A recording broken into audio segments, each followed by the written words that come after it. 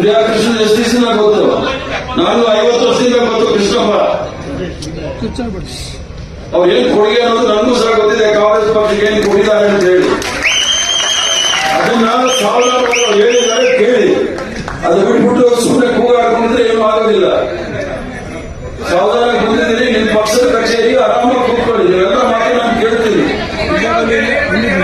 ನಾವಿರೋದೇ ನಿಮ್ ಮಾತು ಕೇಳಕ್ಕೆ, ನಮ್ಗೆ ಏನು ಅನುಕೂಲ ಆಗಿದೆ ಅದನ್ನು ಮಾಡಿ ಸರ್ವ ಪ್ರಯತ್ನ ಮಾಡ್ತೇವೆ. ಆದ್ರಿಂದ ಕೃಷ್ಣಪ್ಪರಾಗಲಿ ಬ್ರೇಕ್ ಕೃಷ್ಣ ಆಗಲಿ ನನಗೆ ಹೊಸಲ್ಲ.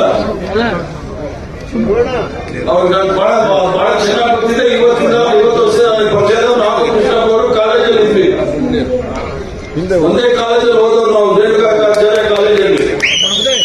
ಆದ್ರಿಂದ ಕೃಷ್ಣಪ್ಪನವ್ರ ಬಗ್ಗೆ ನೀವೇನು ಹೇಳೋದು ಬೇಕಾಗಿಲ್ಲ.